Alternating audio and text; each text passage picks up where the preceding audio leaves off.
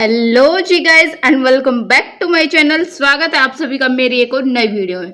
तो आज मैं फाइनली रिवील करने वाली हूँ कि जीडी में क्या टॉपिक पूछा गया था, कितने मिनट ग्रुप डिस्कशन हुआ था, नरेशन वगैरह कैसे हुआ था, साउंड क्लियर थी या नहीं थी, हर एक डाउट क्लियर करने वाली हूँ इस वीडियो में। तो अगर आप चैनल पर पहली बार विजिट कर रहे हो तो फटाफट से जाके लाइक करो वीडियो को, चैनल को सब्सक्राइब कर लो और वीडियो को हाइप कर देना। अगर आपको अच्छी लगती है तो हाइप तो भाई जरूर से कर देना और लाइक और शेयर कर देना सभी के साथ में, जिसका भी कल होने वाला है, क्योंकि कल भी बहुत सारे बच्चों के हैं जहां तक मेरे को पता चला है फेज सेकंड। साथ ही में जो भी आपका डाउट बचता था उसको भी मैं क्लियर करने की ट्राई करूंगी इस वीडियो में। हो सकेगा आज शायद आपके सारे डाउट क्लियर हो जाएंगे, तो वीडियो को स्किप बिल्कुल मत करना। और वहां से आते टाइम कुछ गिफ्ट मिले थे तो लास्ट में मैं वो भी आपको दिखाने वाली हूँ। तो सबसे पहले शुरुआत करते हैं कि वो जो स्टेशनरी में क्या क्या लेके जाना, भाई जो भी है ना स्टेशनरी में लेके जाना है, हर एक चीज एडमिट कार्ड पर लिखी हुई है, तो उसे आप ध्यान से पढ़ोगे तो हर एक चीज आपको क्लियर हो जाएगी। डॉक्यूमेंट मैंने सारे आपको बता ही दिए थे, फिर भी मैं स्टेशनरी के बारे में एक बार बता देती हूँ। Pen, pencil, eraser, sharpener, blue ball pen दोनों लेके जाना। अगर कुछ भी नीड होती है तो आपको लेके जाने चाहिए, इंस्ट्रक्शन में लिखे हुआ है।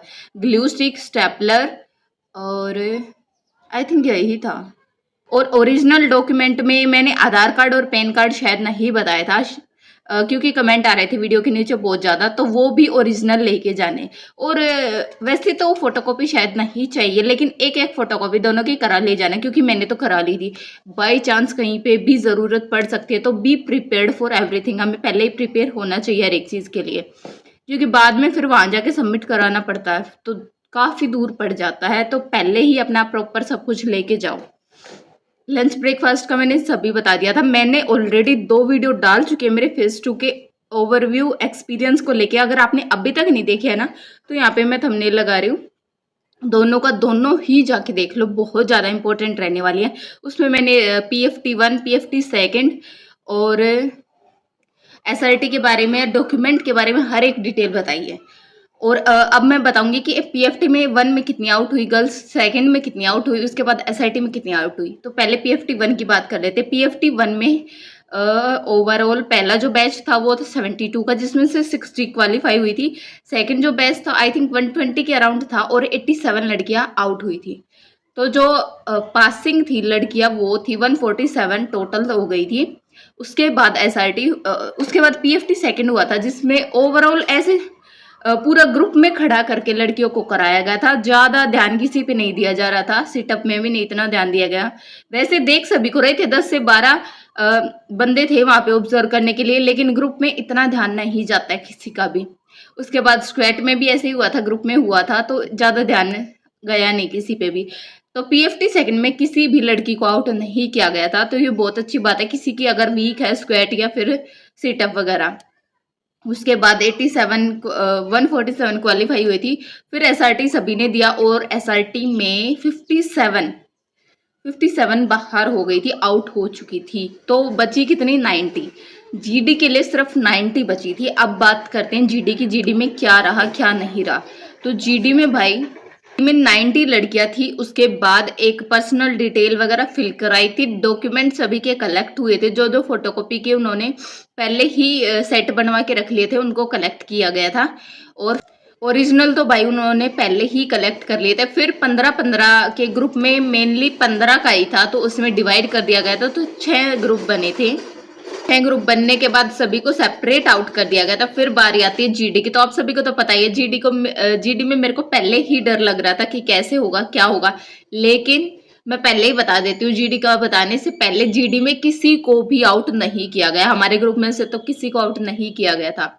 GD में अलग अलग करने के बाद वीडियो क्लिप चलाई जाती है, तो वो ये बोल रहे थे कि वीडियो क्लिप अच्छे ध्यान से सुनाई देती है नहीं, तो आराम से भाई, ज्यादा स्पीड नहीं होती और सुनाई देता है हर एक चीज। वीडियो क्लिप में से आप नोट डाउन कर सकते हैं, मेन पॉइंट नोट डाउन कर सकते हैं कि कैसे क्या है जो भी आपको, लेकिन पॉइंट बना के लिखना रफ शीट में। रफ शीट में लिखने के लिए आपको 5 से 7 मिनट मिलेंगे। उसके बाद फेयर शीट पे नोट डाउन करना होता है। फेयर शीट पे लिखने के लिए आपको 10 मिनट लगेगी।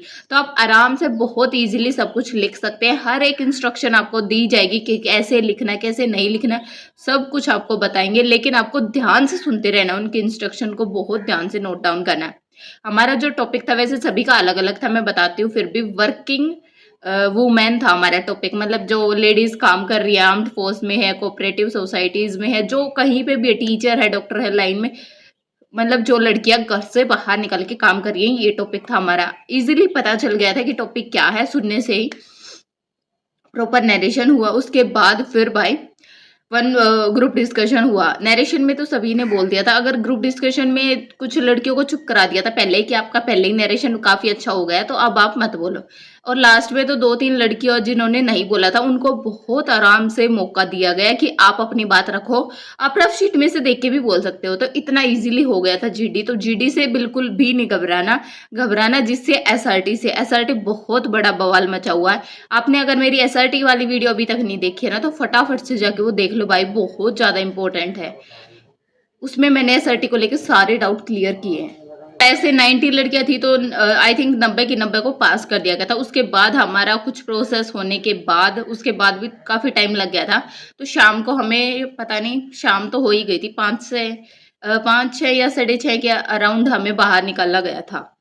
तब जाके रिलीफ मिला था। वहां पे बैठे बैठे बहुत सारी बॉडी पेन करने लगी थी क्योंकि सुबह से शाम हो गई थी। सुबह हमने 5 बजे रिपोर्ट किया था और 12 घंटे से भी ज़्यादा ही हो गया था। अब मैं बताती हूँ कि गिफ्ट वहां से निकलते टाइम क्या हुआ था। तो वहाँ जो सर है ना बहुत अच्छे हैं, तो उन्होंने बोला कि इंस्टाग्राम कौन कौन चलाता है, ऐसा कुछ स्टोरी थी। तो उन्होंने एंड में अपना चैनल है जो वो फॉलो करवाया था सभी से ही, और बोला जिसने नहीं किया वो बाहर जाके कर देना। तो उन्होंने गिफ्ट दिया था, मैं दिखाती हूँ भाई। एयरफोर्स जो लवर है उनके लिए तो काफी अच्छा रहने वाला है। ये देखो, ये मिला था हमें। इस पे जो लिखा हुआ आप पढ़ सकते हो। इस पे लिखा हुआ मैं बताती हूँ, भारतीय वायुसेना, इंडियन एयरफोर्स, हर काम देश के नाम, make your dreams come true, join IAFS, वायु अग्निवीर वायु। तो काफी अच्छा लग रहा है मेरे को तो, सच बताऊं। ये मिला था गिफ्ट में एक तो, और एक और चीज मिली थी काम की। तो ये स्टेशनरी होल्डर किट जिसे बोलते हैं, इस पे भी लिखा हुआ है भारतीय वायुसेना, हर काम देश के नाम। तो आपके सेंटर पे क्या गिफ्ट मिला है मेरे को जरूर बताना, क्योंकि मैं काफी इंटरेस्टेड हो जाती हूँ। सभी के यहाँ मिलता है या नहीं, सभी के यहाँ मिलता है या नहीं मेरे को नहीं पता, लेकिन मेरे को ये काफी अच्छी लगी और वो भी काफी अच्छा लग रहा है। तो आई होप मैंने आपके सारे डाउट क्लियर कर दिए। अगर आपका कोई भी डाउट बचता भाई, जेन्युइन डाउट अगर किसी का है तो आप मेरे पास कमेंट कर सकते हैं। अगर कोई भी जेन्युइन डाउट है जो मैंने नहीं बताया कल के बारे में, तो हो सकेगा तो आपका डाउट नहीं क्लियर होता, कल आपके लिए मैं वीडियो भी लेके आऊंगी। अगर आपका नहीं हुआ अभी तक तो भाई कोई भी डाउट हो तो आप कमेंट कर देना। वीडियो को लाइक करो, सभी के साथ में शेयर करो और हाइप जरूर से कर देना। मिलती हूँ नेक्स्ट वीडियो में, तब तक के लिए bye bye and Radhe Radhe.